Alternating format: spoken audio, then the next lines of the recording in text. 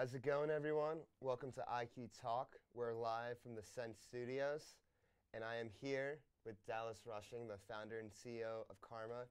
This is truly an EOS production we have right here. Yep. Thank you, Dan. Thank you, Brendan. Yeah. Full circle, actually, because the first interview I ever did for my YouTube channel was with you guys in your old office. Yeah, that's true. Back in 972, when it wasn't even an office, it was literally 2 apartments. It was 2 apartments. Yeah, and you were doing it in our living room. Yep. I was probably 30 pounds heavier. Yeah. Yep. And now here we are, full circle, like you said. Yep. So let's get into it. Cool. So Karma, it's this decentralized social media for good. Yep. Could you explain what it is and how it works? Yeah.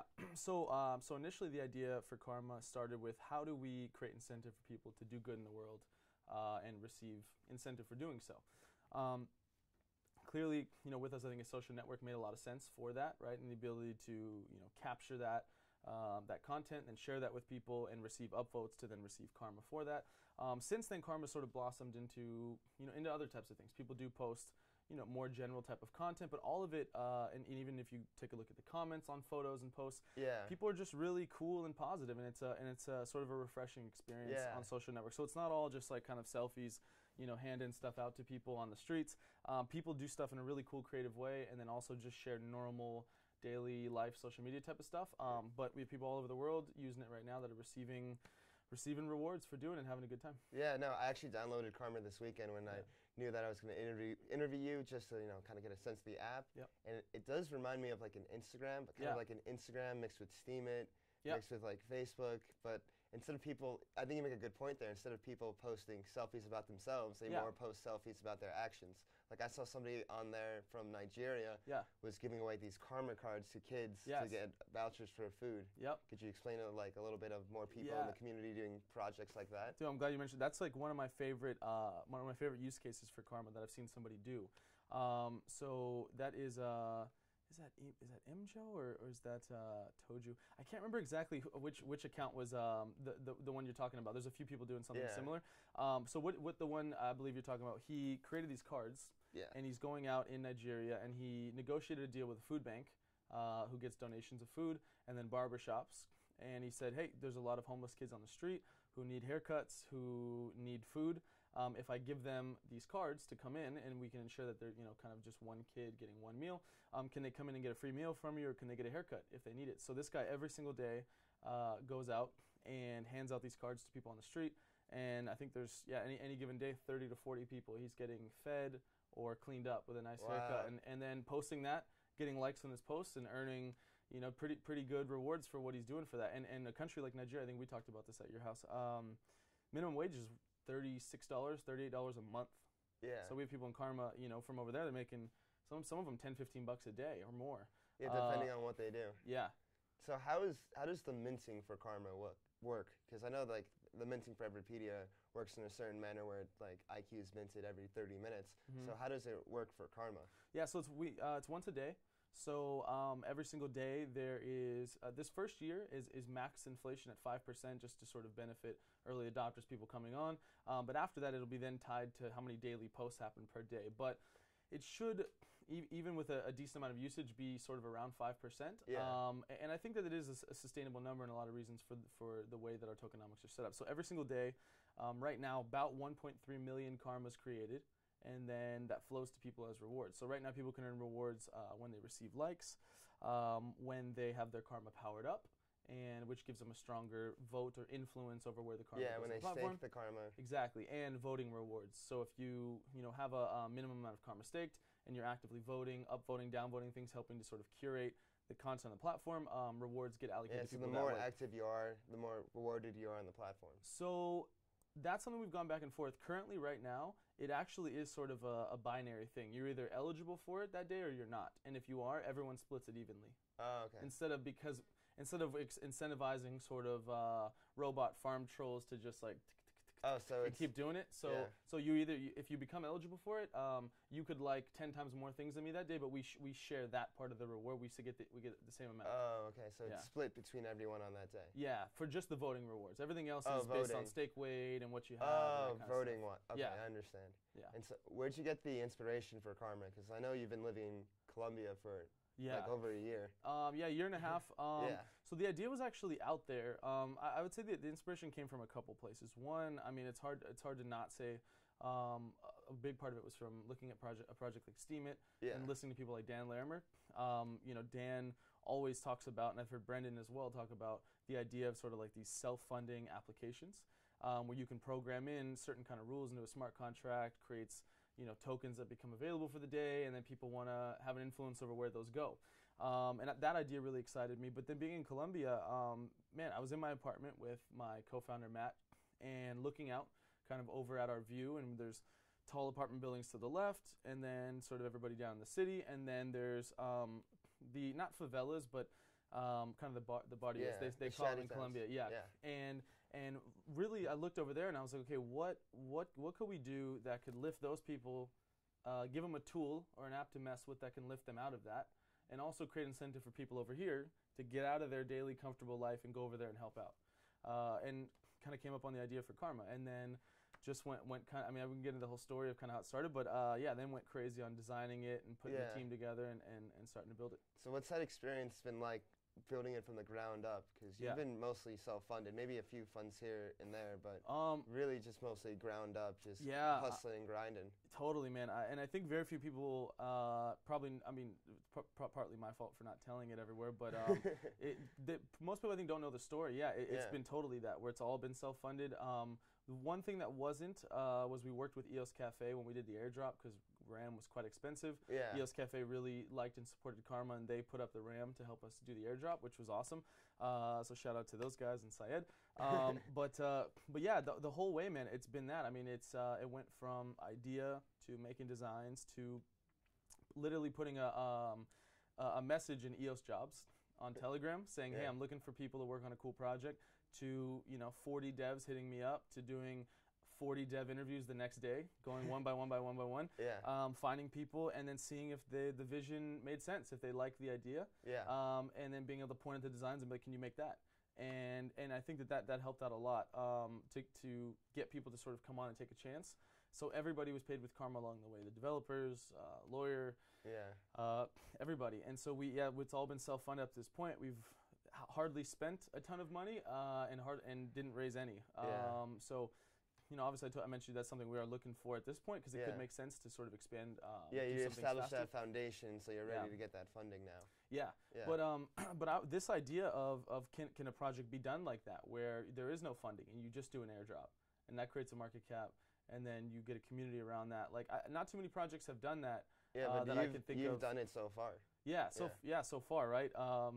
It's just you're like a model for others in the future that want to build on EOS. Yeah, and I think that's possible. Like, just this idea wasn't like an idea I just made up. Like, it was listening to people like Dan who said it could be possible to kind of get away from ICOs, because they are inherently risky for people investing, and you know they all also sort of have a different intention than going out and actively, let's say, buying a token because you're like, Everpedia is cool, I'm gonna get some IQ because I like what they're doing here, versus people kind of getting in an early round where they're like, what's the bonus going to be, and what's my return going to be? How can I cash out on this?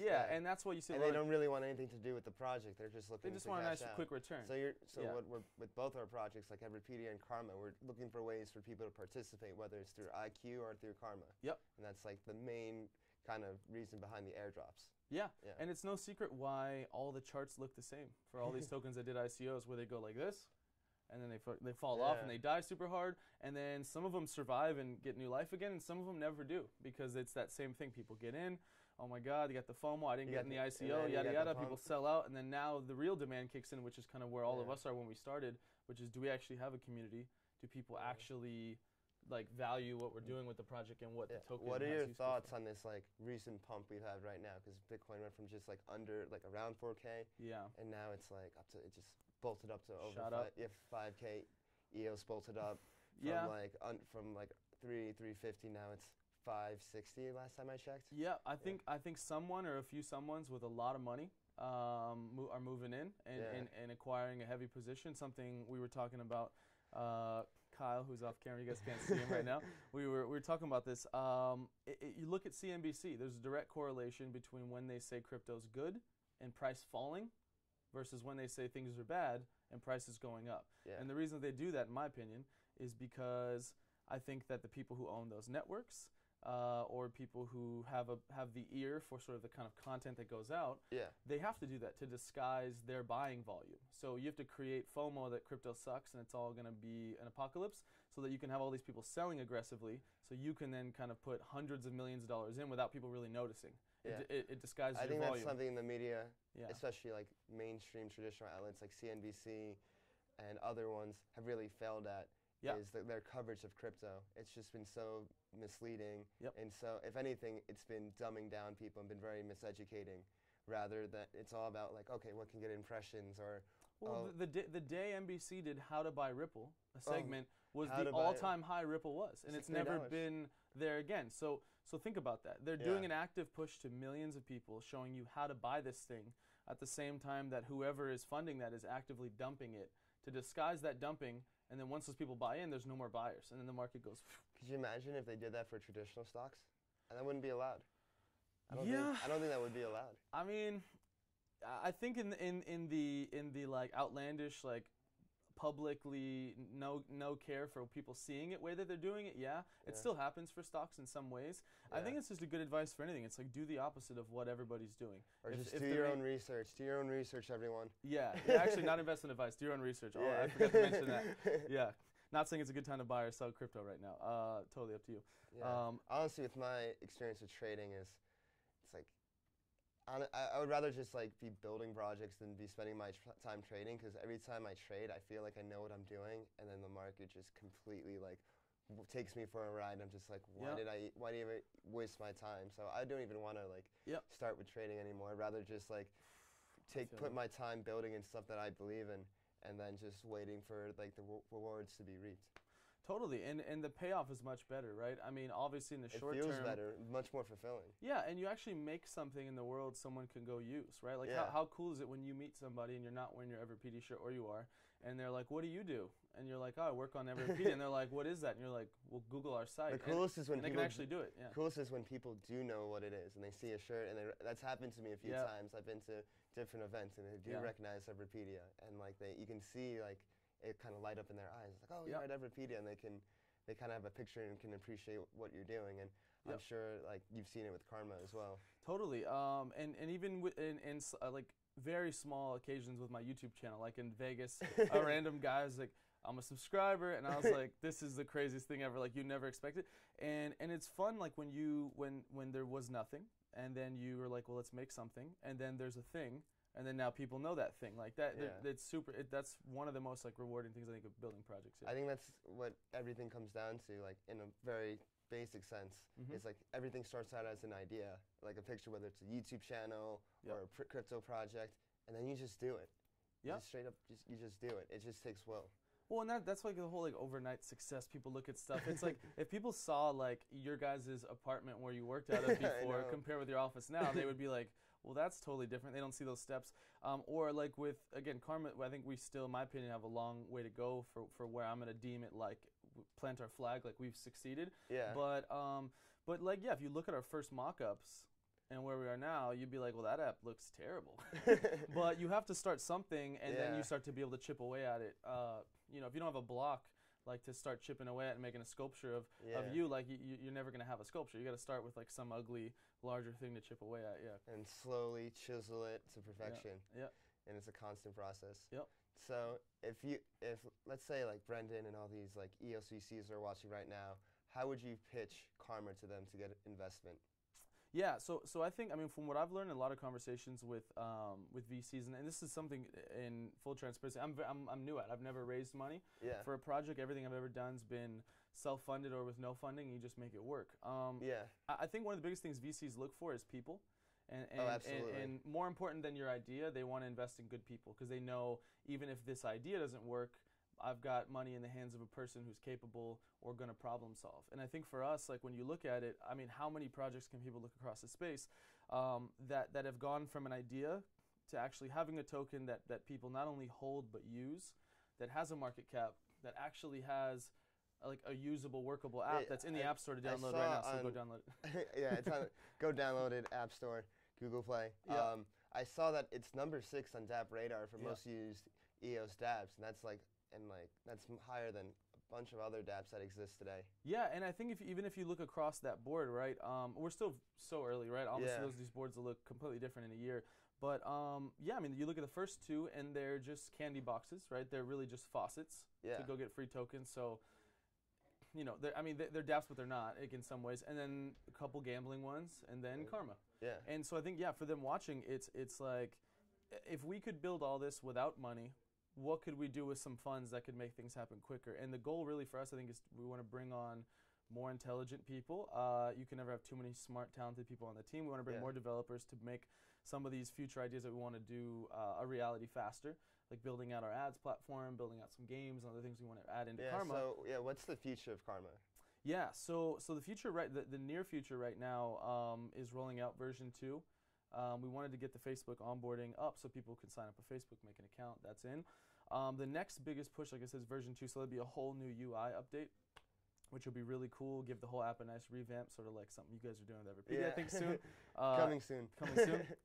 That's spoiler alert. And then after that, we want to build out the ads platform, because that really is a gigantic thing that we want in our tokenomics wheel, right? Because it allows people to, outside money to go, this platform looks awesome. I'd like to run ads on it.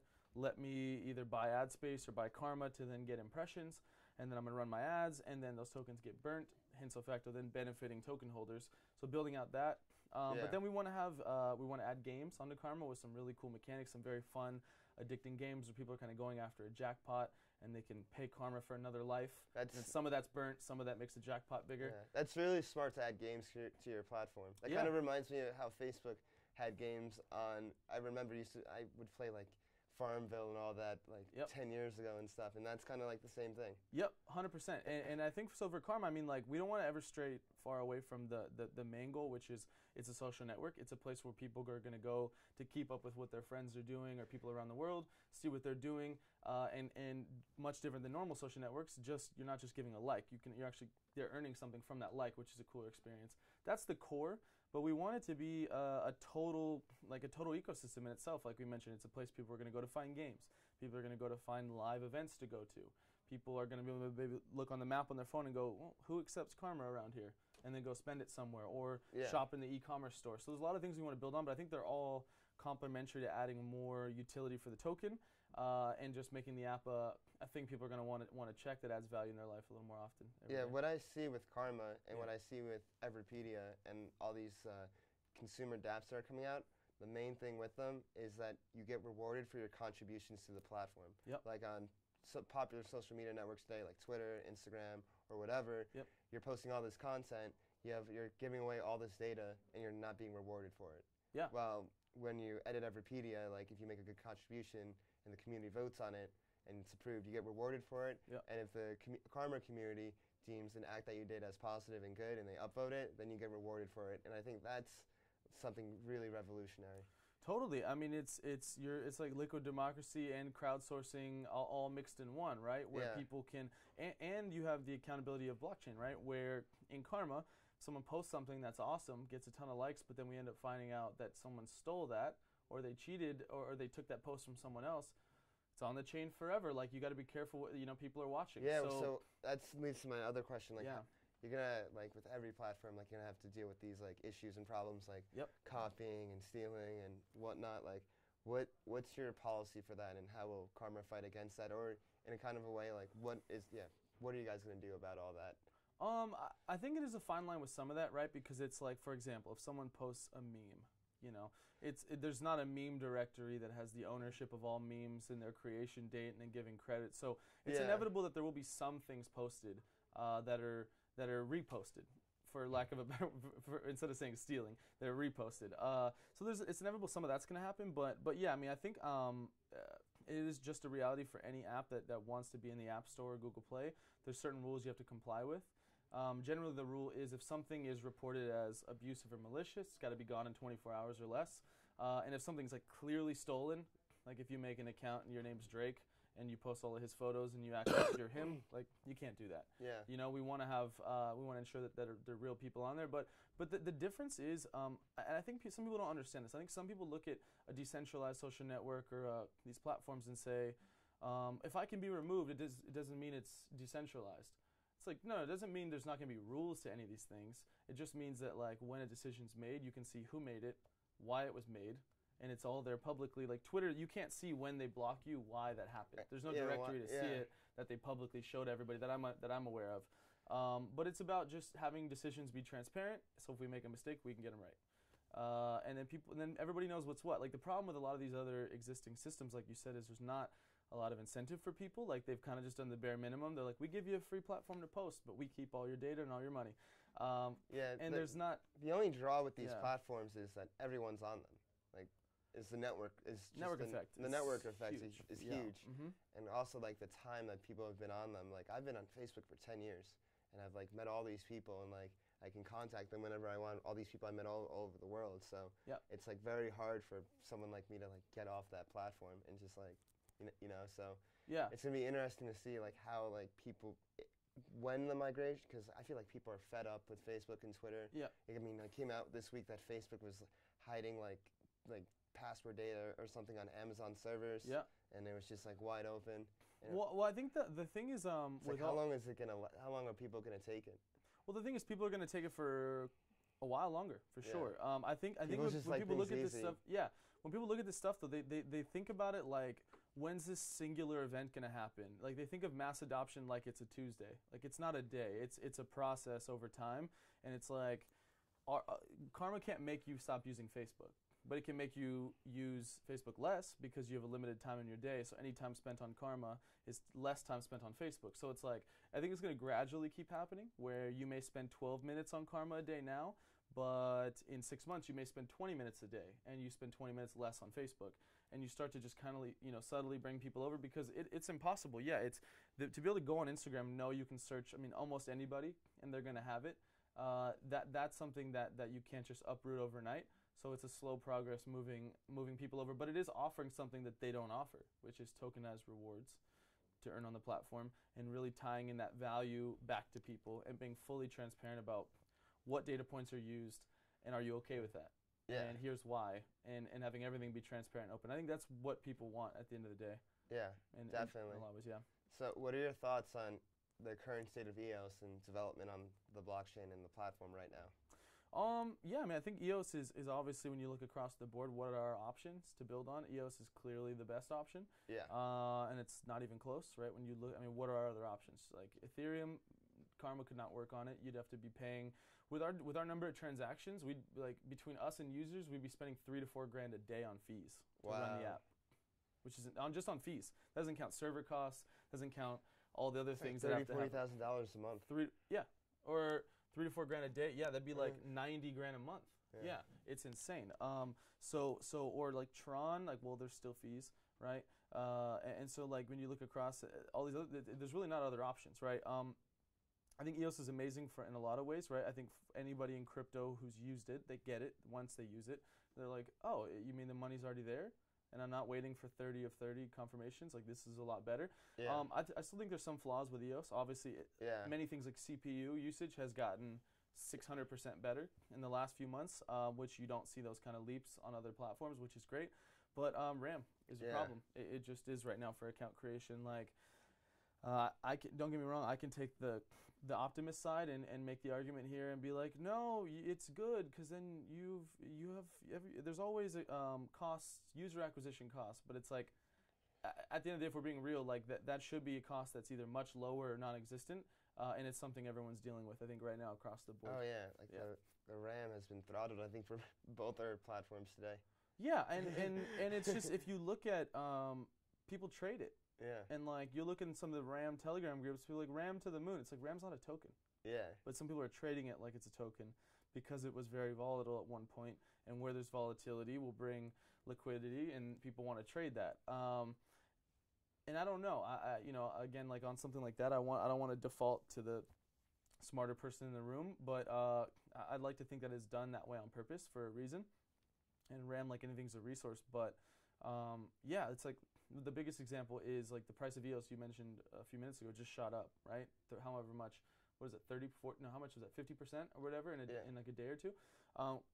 Did the price of RAM drop to keep up with that, or is RAM now more USD wise, right? And so account creation actually went up Yeah. Because RAM didn't drop unless it did since I looked. So when you have a fixed cost in your business to bring on new users, and then that goes up by 40%, you're like, okay, all right, like we'll adjust, but like that's something that needs to be worked on for sure. It's like a huge inconvenience. Yeah. Yeah. For sure. Yeah. So that's I mean, my honest thoughts on RAM, and it's probably not super popular, but like it's something we're all dealing with. I'm sure you're not the only person that thinks that. Yeah, and don't get me wrong, I see the other side where yes, if we bring on 10,000 accounts and we have 10,000 daily users, does that have an effect on projects' market caps? Because you now have more people in your network and trading. Like it should offset it, where things should keep going at a faster rate than you're paying for accounts. But some of these platforms that are providing free accounts, they're having problem with people making fake accounts or using a script to make a fake account. So, at some point you end up figuring out what your real numbers are, and the numbers have to make sense, or else growing becomes a cost. And becomes at one point unsustainable. Yeah. Especially if RAM goes up too much and too many people are creating accounts at the same time. Mm-hmm. Yeah. Exactly. So, since you're based in Medellín, right? Yeah. So how'd you end up there? Because you're originally from out here. Like LA, Yeah, you're originally from Palmdale, right? Yes. Did you ever see Afro Man? I have his phone number in my phone, actually. You have his phone number? Yeah, I do. Because I used to throw shows out there and get a venue and like get music artists to come do shows. And I was gonna bring him one time, and he charged way too much, so we didn't hire him. But yeah. You want to give a hometown show? Nah, man, that's what I'm saying. I wanted like a hometown discount or something, but I get it. He's in demand, so he's got hits. But no, I went to high school in Palmdale. I went to high school with Paul George. Not that for people watching, he's hopefully does good in the playoffs. Hi, Paul. Yeah, Paul's for sure watching this. But yeah, so grew up out here. Medellín, man. I went on a trip with a friend who I've traveled a lot of countries with. And Medellín was just one stop amongst a few, and we canceled the rest of our trip once we got to Medellín because it was awesome. I'm staying here. Yeah, for sure. And we stayed there for a month, and then I came back, and I was like doing the math in my head and like weighing my options, and I was like, why am I here? Like, what do I not get here that I get and that I can get in Medellín for either cheaper or better? And it was really interesting, and it was just the challenge of it all. I didn't speak any Spanish. And I thought it'd be fun to speak some Spanish and learn that one day, and now I do. Nice. So I thought that would be fun, and I just loved it, man. So did you just move there for good in early 2018? Did you know anybody there, or you were just thug life and you just went down there? Dude, to be honest with you, I knew two people. Yeah, I knew two people.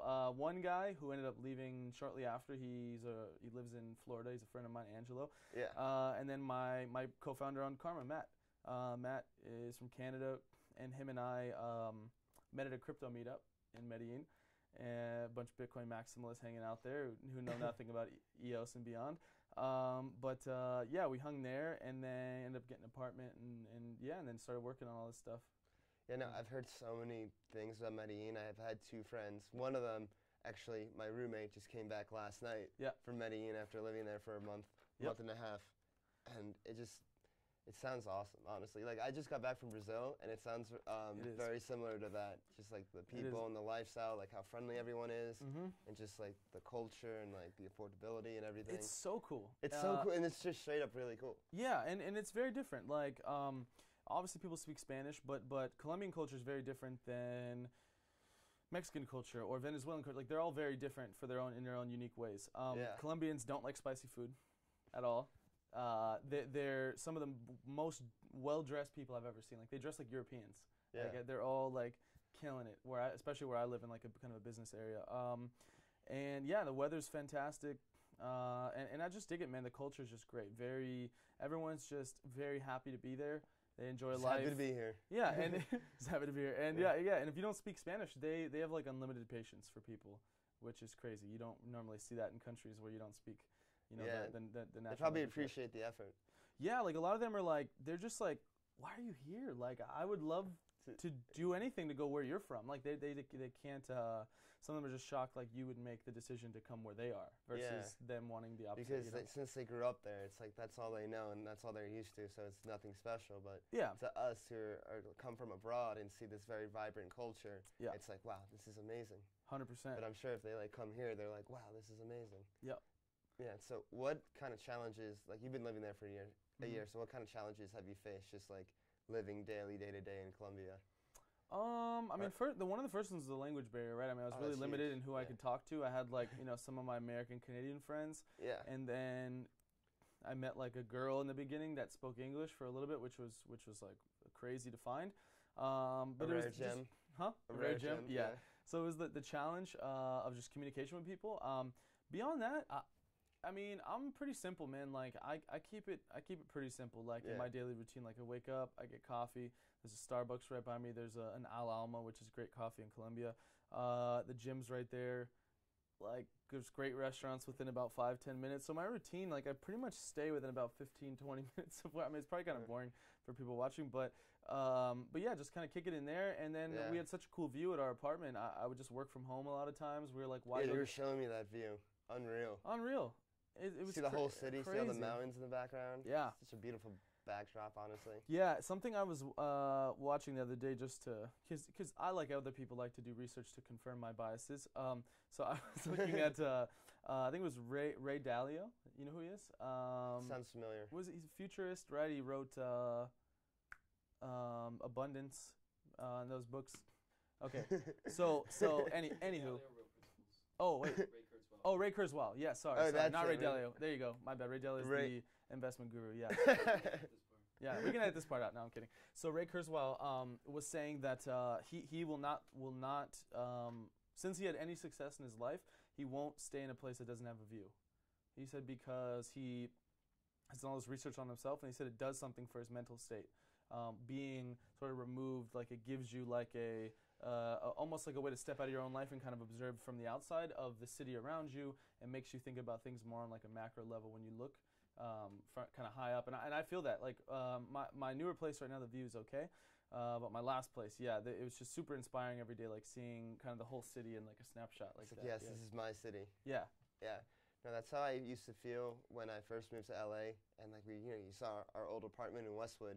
We kind of had this nice view of all of Westwood, and like you could just see like kind of it far out, and it was like, wow, like this is like a pretty vast landscape right here. Like now I'm in LA. This is what LA is. It's a perspective shift though. Yeah. Because you can even see like different cities, right? Where the only times you see them is on your map. You're like, oh, there's El Segundo, but you can actually see like there's the Long Beach docks, there's downtown, there's all these different things. That's why it's always cool to fly, just like taking off and seeing the city. Yep. And then just being up there, seeing a perspective, like, wow, like, this city's so vast. Yeah, it is, man. I actually remember when I was on my road trip, speaking of, like, great views like that, I was on my road trip, and we were driving out of L.A., and we were going into Orange County. And on the highway, we look behind us, and all you see is, like, the lights of L.A., and just this flat lights, endless, and then in front of you, it's just darkness. It's insane, right? Yeah. We were talking about that yesterday when I was driving down with a buddy of mine, and LA traffic started, and you look like as far as the eye can see, just row after row after row of cars. And I'm like, endless cars. Man. Something I definitely don't miss living in Medellín. I don't have a car, so I don't deal with either, traffic. so. I just walk or Uber everywhere. Yeah. Oh, you don't have a car out here? Yeah. No, because everything that I need is walking distance in Santa Monica. My apartment's here. I work 10 minutes away. My gym's like right next door. I'm a big believer in that, man. I've lived in several different experiences. Like I used to live in Austin, Texas. Yeah. And I had to drive to everything. I couldn't walk to anything. I was like very in like a suburban area. Yeah. And I strongly prefer, just for like productivity wise, getting things done and just being in like a happier state, being in like a place where I can walk to grab a coffee, or walk to get some food, or walk to do my laundry, or whatever. Everything's you kind walkable. of feel the city more when you walk the city. That's the great part about living in walking areas. Yeah. Because when you drive, it's just kind of a pain sometimes. Just like getting in your car, and then like you have to deal with traffic, and that's then a task like anything else. Yeah, and that's the thing. I think for me, like why I like living in different spots, and why I've lived in like a few different cities to try to mix it up. I'm trying to just like remove things from my scope that I have to think about. Like I don't make your life more minimalistic. Minimalistic, but like it in different ways, right? So like I like that if I want to go splurge at a restaurant, I don't care. I don't even look at the menu. I don't care. I just get what I want. I like that, like I don't think about weather ever, because we all operate with like a limited time. in the day, and anything you have to think about is time spent thinking on that and not on something else. Like everything is binary one way or the other. And I think Medellin for me like provides, or it's one of the first cities I found that provides me a way to like not have to think about several things, even that I have to think about here in LA, for example. And it just takes off mind share, and I can spend more time thinking about karma or the next thing, you know, or just whatever other types of moves I'm trying to make. Yeah. There's only so much attention you can put on something in a day. Yeah. And before you get burnt out. Yeah. Yep. And so that's why like a lot of there's like this article. There's like a lot of like tech people. Like some of them, they'll like start wearing the same stuff every day. Like they'll just go buy like 100 black shirts and slacks, and they wear the same stuff every day. And they're like, I don't want to think about what I wear. It's like they're a cartoon character, like on Hey Arnold. Yeah, or something. Start wearing turtlenecks, like Steve Jobs or something. Yeah. Yeah, exactly. Keep it simple. Yeah. Yeah. But do you plan to stay in Medellin, or do you want to travel anywhere else and work anywhere else? I don't know. I think at this point, like, I really like it. I could see myself having a place there long term. Yeah. And I definitely want the next place I'd like to probably get a spot is here back in LA and have a spot to go maybe between the two. Something in me wants to take an extended trip to Asia. Yeah. Whether I go to Japan, whether I go to Hong Kong, or, yeah, we'll go to the Olympics. Yeah, why not? That sounds fun too. Or South Korea or something like. That sounds really fun, and I think it's something I'd like to do for an extended period of time, at least maybe like a 6 month to a year thing. Yeah. But I love Medellin, and I like LA a lot, so I think I could see myself going between the two cities. And LA is very accessible. It's only like to Medellin, just like a quick 7-hour flight to Pagoda, and then you go. Yeah. Yeah. Nothing. Yeah, it's not I bad. guess we're just like used to flying, so it's like, oh, quick 7-hour flight. I'm sick of flying right now, man, to be honest. As much as I love traveling, I'm so over it. I was in Europe, came back for to Medellin. I came back here for my wedding, and then to meet you. Yeah. For my cousin's wedding, not mine. Your wedding, yeah. Oh, congratulations! I didn't know. I'm gonna wait for a long time on that, man. No rush. Sorry, ladies. Yeah, sorry, ladies who are watching. Yeah. But yeah, so obviously we're here at the Sense Studios. What do you think? Maybe I can ask you a question. Yeah, sure. About sort of the broader EOS ecosystem with some of the dApps that are out there now. What are your thoughts, kind of what we've seen thus far? I think it's really promising. As someone that uses the EOS blockchain every day, like editing Everpedia and editing the IQ network, it has gotten vastly better and more improved from what I started.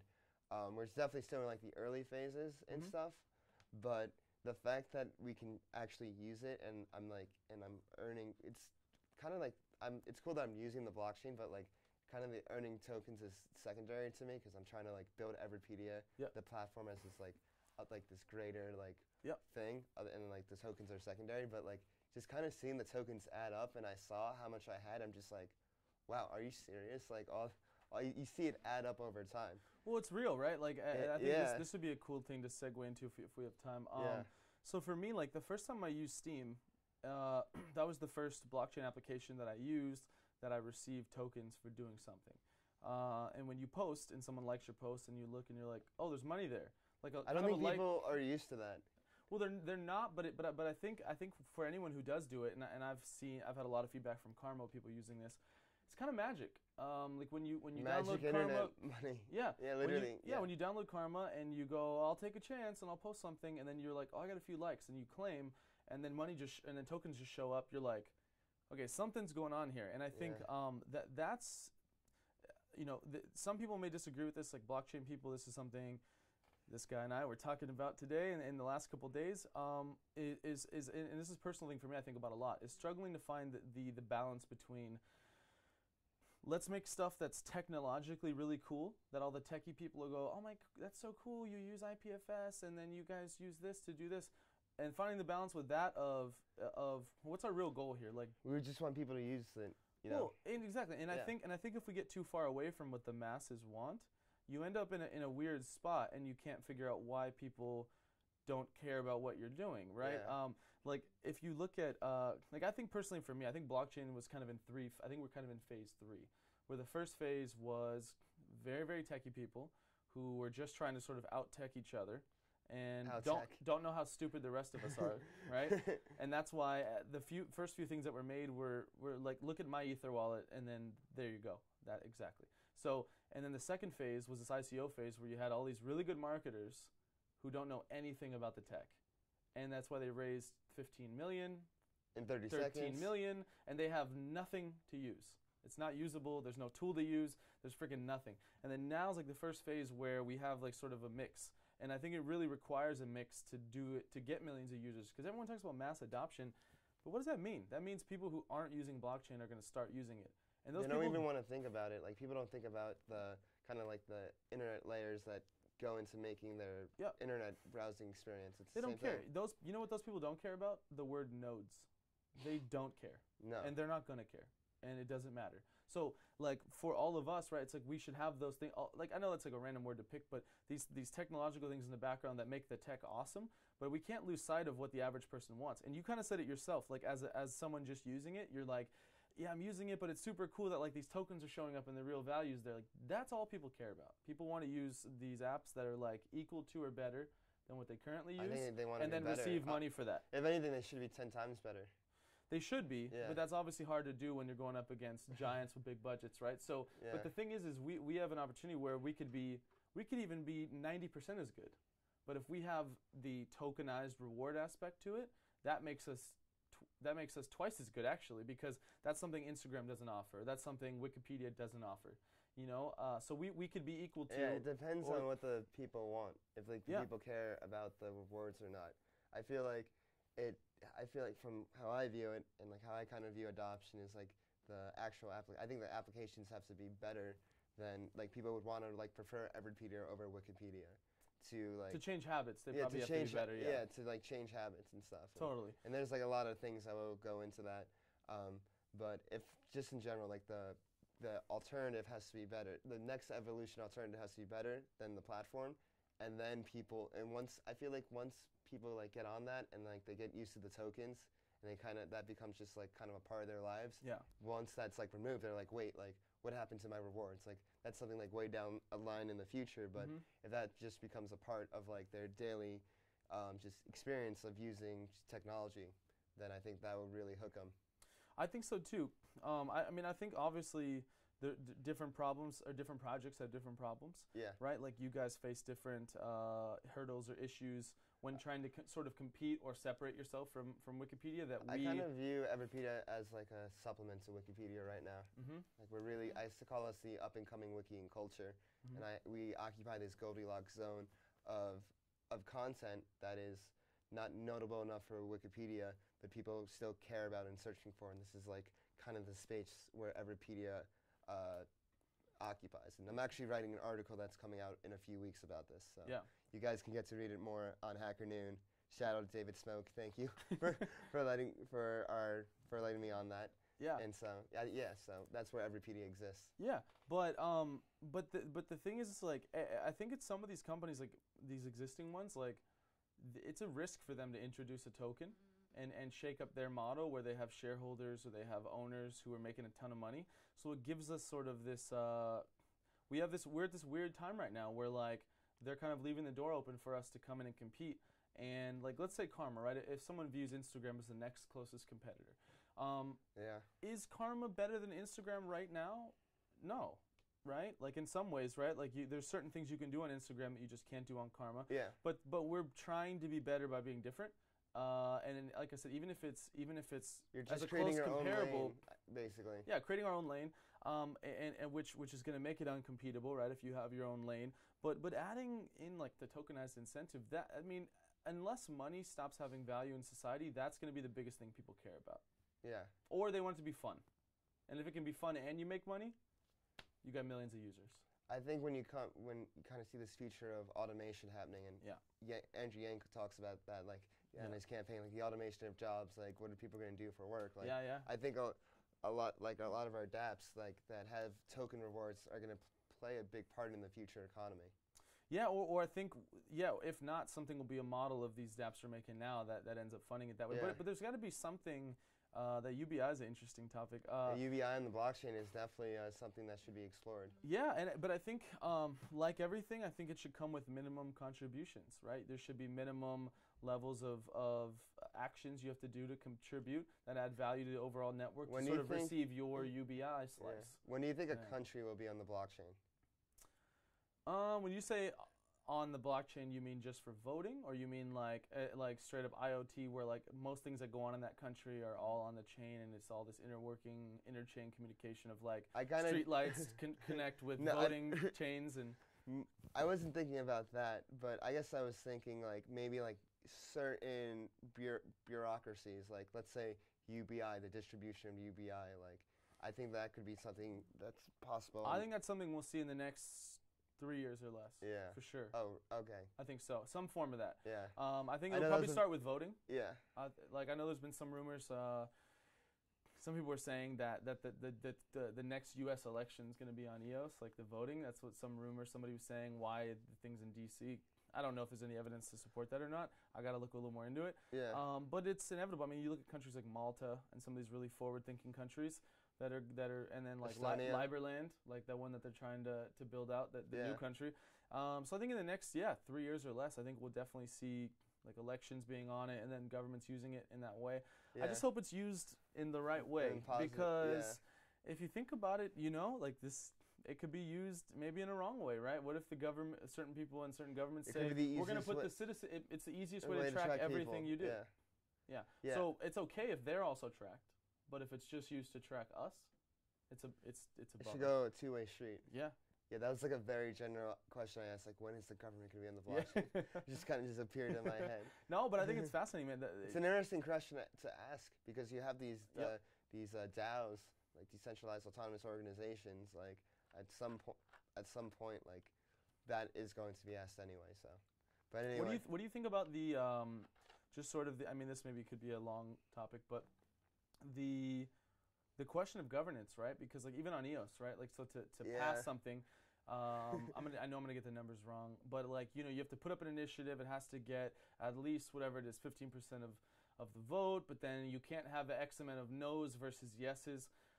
Like how do you think that these structures are gonna play out? And I mean clearly, right? A popular vote is not the right move.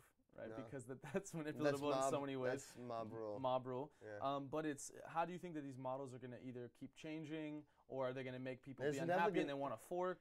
There's definitely going to be a lot of tweaking. I think forking should be avoided at all costs, because you saw what happened with Bitcoin. Well, actually no, with Bitcoin, like Bitcoin survived and like it's fine. And if anything, like the Bitcoin that did fork, it forked again, and it's probably going to fork another, like one of those things is going to fork another time. But I think forking should just be avoided at all costs, and just like you want all the governance to happen like within the chain. Just try to keep people together. Try to keep people together. Like remember that you are united under like this one, whatever blockchain is. You're united under this one blockchain. I find blockchain to just be a very tribal space.